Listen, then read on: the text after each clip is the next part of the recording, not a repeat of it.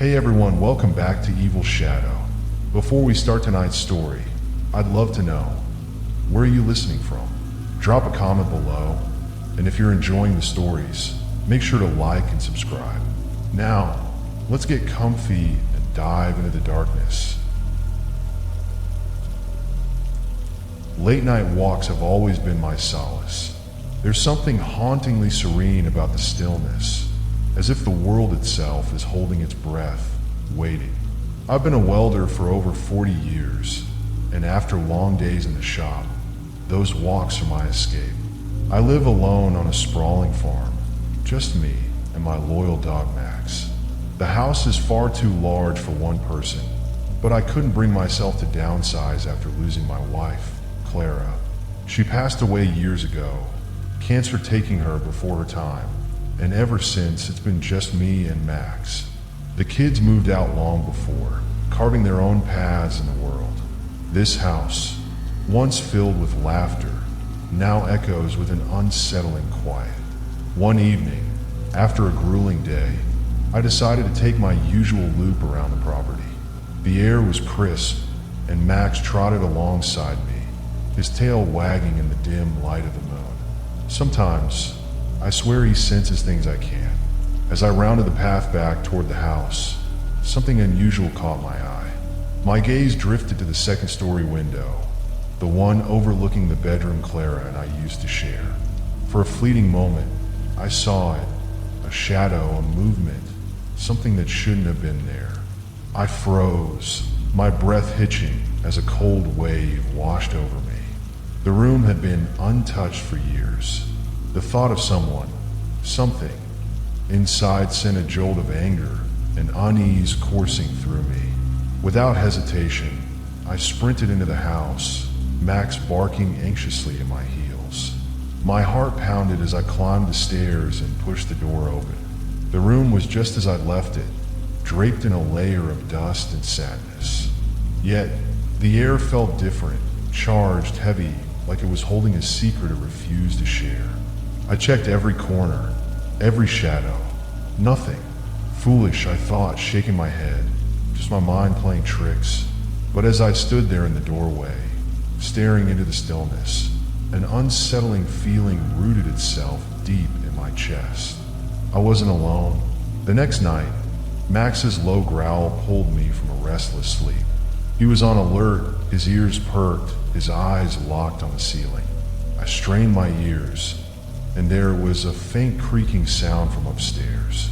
My heart sank as I realized the noise was coming from directly above my bedroom. From that room, I grabbed a flashlight, my hands trembling slightly. I wasn't ready to escalate to my hunting rifle. Not yet. Slowly, I climbed the stairs, each creak under my weight echoing ominously. When I reached the bedroom, I pushed the door open. The room was still, untouched, but the air felt wrong again, like I'd just missed something slipping into the shadows. My anger was fading, replaced by an unease that gnawed at my resolve. The following night, the eerie events escalated. I came downstairs to find the kitchen lights glowing brightly. I knew I had turned them off before bed. My chest tightened as I stood there, staring at the empty room. Someone or something was here. Panic settled in, and I finally called the police. They arrived swiftly, their presence momentarily easing my fear. They searched every inch of the house, even the attic, but found nothing. Their polite reassurances rang hollow, and I could see the doubt in their eyes. That night, I couldn't sleep. Anxiety kept me pacing the halls, my mind racing with possibilities. Finally, I decided to face my fear head on. I climbed the stairs to the bedroom once more, gripping the flashlight as though it could protect me from whatever lingered in the shadows. But when I opened the door, my blood ran cold. When I opened the door to the bedroom, I froze. My breath caught in my throat as my eyes scanned the room. Scattered across the floor were clothes, Maria's clothes. Clothes I had carefully packed away after she passed. They were everywhere, as if someone had deliberately emptied the boxes and thrown them around. This wasn't random. This wasn't natural. A shiver coursed through me as I stepped into the room, the floor creaking beneath my hesitant steps. Then I saw her, a woman. She was standing in the doorway, her outline stark against the dim light spilling in from the hall. She didn't move. She didn't speak. She just stared at me. I couldn't make out her face, but I knew one thing. She wasn't Maria. Her frame was smaller, her presence colder.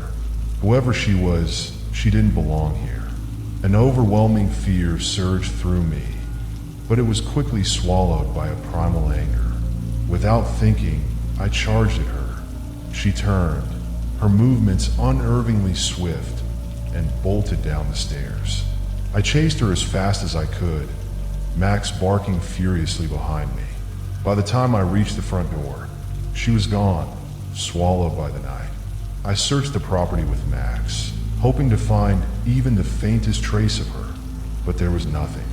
The darkness had taken her, leaving only the echo of her intrusion in my mind. That night, sleep was impossible. For months after, I couldn't rest without the weight of anxiety pressing on my chest. Every creak of the old house sent my heart racing. Every shadow seemed to shift, and every whisper of the wind felt like a breath on my neck. I kept my rifle by my bed, its cold metal a small comfort in the suffocating silence of the nights. I debated calling my brother to come stay with me, but my pride wouldn't allow it. I was raised to handle my own problems, and this was no exception. But the nightmare didn't end there. One night, as I sat in the living room, trying to distract myself with the hum of the television, I felt it a presence. My eyes shifted to the window, and there she was. She stood in the yard, her figure bathed in the ghostly glow of the moonlight. Her head tilted slightly, as if she was studying me, mocking my fear. My heart felt as though it had stopped, the silence in the room deafening. I grabbed my rifle and bolted outside, Max close on my heels. She didn't move, didn't flinch, even as I aimed into the air and fired warning shots. The deafening cracks echoed through the still night, and finally, she turned and ran into the shadows of the trees. But the fear didn't leave with her. I stood there for what felt like hours, waiting, watching, hoping she wouldn't return. But deep down, I knew she would. This wasn't over. I haven't seen her since that night, but the lingering dread remains. I live in constant fear, always expecting her to appear again. I've prepared myself to defend my home, but I can't shake the feeling that this isn't something I can fight. Max is my only solace, his presence the only thing keeping me grounded. Without him, I don't know how I'd manage to keep going. But this isn't living, it's surviving. If anything happens, I'll send an update. But for now, I'll keep my rifle loaded and my eyes on the shadows. Working for a catering service isn't exactly glamorous. Most of my nights are spent hauling equipment and food from one place to another in a massive, clunky truck that feels more like a punishment than a vehicle. The hours are brutal, and the solitude can weigh on you. By the time I get home, I'm either too wired on caffeine to sleep or so exhausted that I collapse in a bed, dead to the world for 12 hours straight.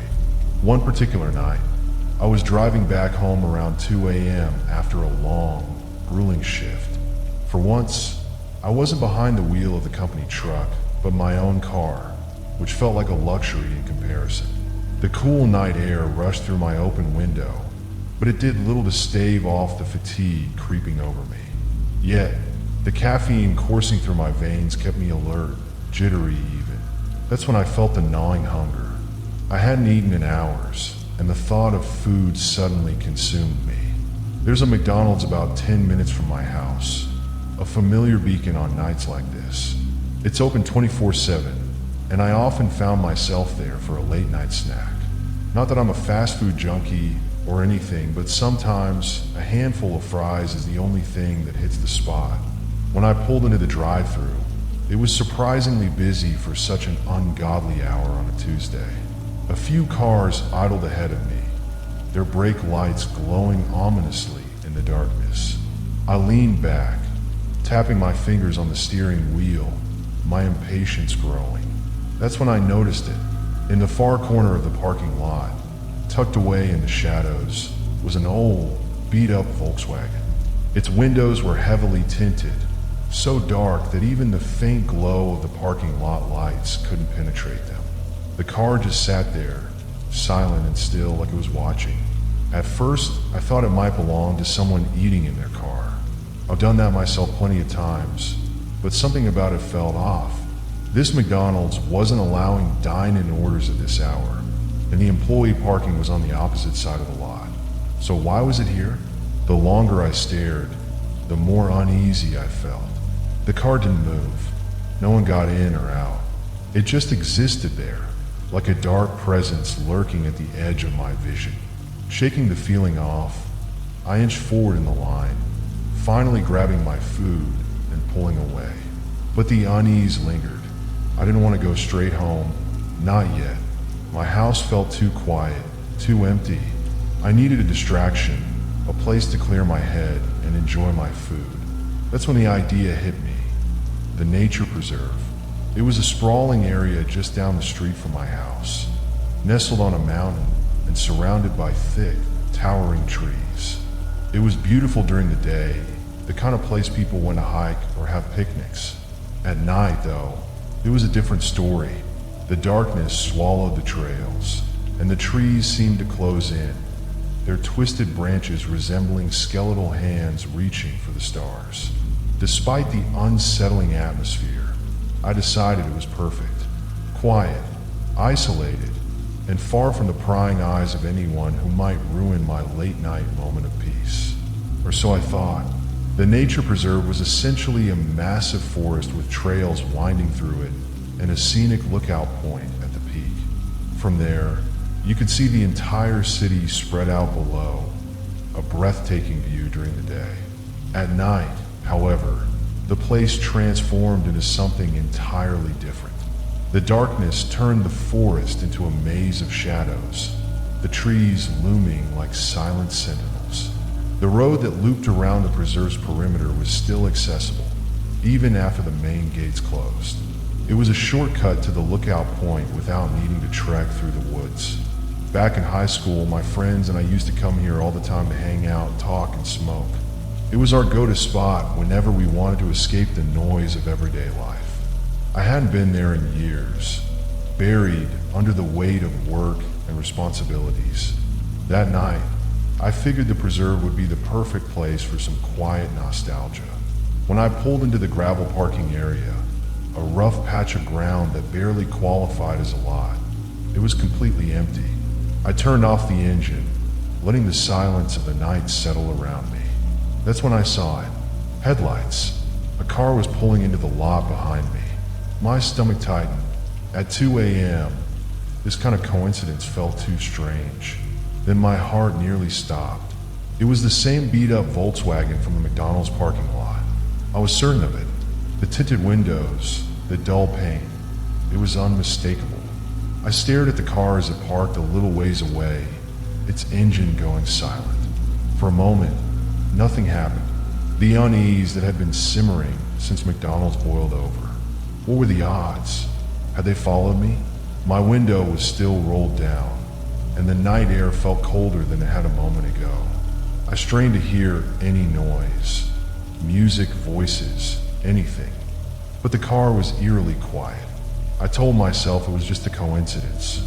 Maybe they were here for the same reason I was, to get some air or enjoy the quiet. It was a popular spot, after all, but the timing, the familiarity of the car, it all felt wrong. I debated leaving. My instincts screamed at me to go, but I didn't want to chicken out. I grabbed my phone and FaceTimed Sebastian, a close friend who lived nearby. If he didn't answer, I'd eat my food in the car and leave. To my relief, he picked up on the second ring. He'd been up working on a paper and didn't mind swinging by to hang out. He said he'd be there in 10 minutes. I kept my eyes on the Volkswagen as I waited. It didn't move. The silence stretched, oppressive and unnatural. I tried to shake it off, telling myself I was imagining things. When Sebastian's car finally pulled into the lot, I exhaled a breath I hadn't realized I was holding. He parked beside me, and I jumped out, eager for some company. Together, we started up the path toward the lookout point. Before the parking lot disappeared from view, I glanced back one last time. The Volkswagen was still there, but something had changed. All 4 doors were open. 4 figures stepped out, their movements unnervingly synchronized. They stood in a small circle, facing one another, not saying a word. And then, as if sensing my gaze, they all turned to look at us. The creeps right to my doorstep. My hands were trembling on the wheel, my mind racing as fast as my car. I glanced over at Sebastian, who had pulled up beside me at a red light. He looked just as shaken as I was. I rolled down my window and shouted, "What now?" "Keep driving. Let's lose them first." Sebastian yelled back, his voice unsteady. We sped through the empty streets, weaving through side roads and taking random turns in an attempt to throw them off. My rearview mirror became my lifeline, my eyes darting to it every few seconds. The beat-up Volkswagen wasn't in sight, but that didn't mean we were safe. After about 15 minutes of aimless driving, I pulled into a well-lit gas station. Sebastian parked beside me, and we both got out of our cars, still breathing heavily. "What the hell was that?" I asked, my voice barely above a whisper. Sebastian shook his head, his face pale. "I don't know, man, but that wasn't normal. Did you see the look on their faces? And what was that guy holding?" I shuddered at the memory. "I don't know, but whatever it was, I didn't want to stick around to find out." We decided to stay at the gas station for a while. It was brightly lit, with security cameras and a small convenience store that stayed open 24/7. It felt safe, at least safer than being out on the road with those guys potentially still looking for us. We sat on the curb, trying to calm our nerves. The adrenaline was wearing off, leaving behind a gnawing sense of unease. "Do you think they followed us from McDonald's?" Sebastian asked, breaking the silence. I nodded slowly. They had to have. There's no way that was just a coincidence. "But why?" Sebastian pressed. "Why follow us? What did they want?" I didn't have an answer. The whole situation was bizarre and terrifying. The image of the 4th guy lurking in the shadows, holding something, was burned into my mind. After about an hour, we decided it was safe to head home. Sebastian offered to let me crash at his place for the night, and I gladly accepted. There was no way I was going back to my house alone, not after what had just happened. As we pulled out of the gas station, I kept checking my mirrors, half expecting to see the Volkswagen's headlights appear behind us. But the drive to Sebastian's apartment was uneventful. When we finally got inside, we locked every door and window, double-checking everything before finally sitting down to catch our breath. Neither of us slept much that night. Every sound, every shadow felt like a threat. The next day, I called out of work, still shaken from the experience. I couldn't stop thinking about those guys, their cold stares, the way they chased us, and the fact that they had deliberately followed us to the preserve. I still don't know what their intentions were, and part of me doesn't want to know. All I can say is that I haven't been back to that McDonald's or the nature preserve since that night. And every time I see a beat-up Volkswagen on the road, my stomach twists into knots. Because what if it's them? What if they're still out there, waiting for another chance? The situation took a dark turn when we learned about that guy's past. The fact that he'd been stalking his ex-girlfriend and harassing her at work made my stomach churn. It wasn't just some random encounter. It was something much worse. The police involvement, the restraining order violation, and the fact that he had been camping out at the McDonald's parking lot all pointed to his obsession spiraling out of control. Hearing all of this made me feel even more unsettled. I could only imagine what would have happened if we hadn't left when we did.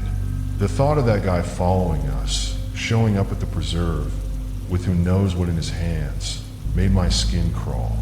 I kept thinking about the picture Sebastian had taken. The image of those men, especially the one who looked like he was the ringleader, haunted me. What if they were all involved in something worse? What if they've been planning to hurt us or drag us into whatever sick game they were playing? I tried to push the thoughts out of my head, but they lingered like shadows. The worst part was knowing that we might never see the full picture. What kind of person would stalk and harass someone like that? And why target us? I couldn't help but feel guilty for even going to the McDonald's that night. What if we hadn't gone to the preserve and had just gone home instead? What if we'd noticed him sooner and had driven away before things escalated? It's been a week since we went to the McDonald's, and I haven't been back to that area or the preserve. I don't want to risk running into that guy or anyone else connected to him. The police are involved now, so I'm hoping they'll catch him and put an end to this. But the waiting is torturous. What if they can't catch him? What if he's still out there, lurking, watching, waiting for another chance? I can't shake the feeling that he's still out there. I try not to look over my shoulder every time I leave the house, but it's hard not to. I just hope that police can catch him before anyone else becomes his next target. It was cracked, and the furniture was covered in dust. The air in that room felt heavy, almost oppressive, as if the walls were holding on to something, and it made me uneasy. There was something about the way the door had slammed that made it feel like whatever was inside didn't want us there. But we kept going, our footsteps soft against the dirt floor, our breath shallow. Max was the first to step into the room, followed by Ally and me. We walked around the dresser, trying to ignore the unsettling feeling creeping up our spines. The room had an eerie, stagnant energy, like it hadn't been touched in decades, which of course it hadn't. But something felt wrong in a way that made my stomach churn. I turned to Max and Ally, ready to crack a joke to lighten the mood. But before I could say anything, a loud creak echoed from the corner of the room. My blood ran cold. I froze. None of us had moved, but the sound was unmistakable. It wasn't the house settling. It wasn't the wind. It was something else. Max's face went pale, and Ally's grip on my arm tightened. "Did you hear that?" Max whispered, his voice shaking. I nodded, but I couldn't make a sound. The creaking continued, then stopped abruptly. My mind raced. Was someone else here? Or was it just the building being, well, old and falling apart? We stood there in tense silence, waiting to see if anything else would happen. The longer I stood there, the more I felt like I was suffocating under the weight of the atmosphere. The room seemed to close in on us, the walls almost pulsating with unseen energy. I glanced at the dresser again, and that's when I noticed something strange. A faint outline on the floor near the mirror, like something or someone had been standing there recently. A cold shiver ran down my spine, and I could feel my heart pounding in my chest. I wasn't sure what made me do it, but I walked over to the dresser, feeling the hairs on the back of my neck stand up. I reached for the mirror and slowly turned it toward me. The reflection wasn't what I expected. It wasn't just my face staring back at me. There was someone standing behind me, just out of sight. I spun around, my heart racing, expecting to see someone there. But the room was empty. My breath came in short, quick gasps. I turned back to the mirror, but the figure was gone. Had I imagined it? Or had I really seen something? Max and Ally were both staring at me now, their faces full of concern. "You okay?" Ally asked, her voice trembling. I couldn't answer. I felt like I'd just seen something I wasn't supposed to see. I didn't know what it was, but I knew I didn't want to stick around to find out. "We need to go," I said, my voice hoarse. "Now." We didn't hesitate. We turned around and rushed out of the room, up the stairs, and out of the church. I didn't look back once. I didn't want to see what might be following us. I just wanted to get as far away as possible. When we made it outside and into the safety of the cool night air, I couldn't shake the feeling that we weren't alone. The sounds of the church still echoed in my head, the creaking, the rushing footsteps, the presence in the mirror. I didn't know what we had stumbled into that night, but I knew one thing for sure. I never wanted to go back there again. The air around the church felt thick with something I couldn't quite put my finger on, even after all these years. I still remember the creeping sensation in the pit of my stomach when I looked back at the window. The figure I saw, if it was even real, stayed with me for a long time, gnawing at the edges of my mind. It wasn't the kind of thing you forget easily, especially when you're left with more questions than answers. Even after the building was demolished, I couldn't shake the feeling that something had been there, something that wasn't supposed to be. It was like the church, in its crumbling state, had held onto a dark presence. Maybe it was the history of the place, or maybe it was something else entirely. Whatever it was, I didn't want to know any more about it. I was fine with leaving it all behind, but I still wonder, sometimes, if anyone else has had experiences like mine. Maybe they've seen something similar at another abandoned place. Maybe they felt that same chilling sense of not being alone. I think back to that photo of the woman in the wedding dress. The way her smile didn't seem right. And I can't help but think there's something I missed. Something in the history of that place that no one wanted to remember. I just hope that whatever it was, it stayed with the ruins when they tore it down.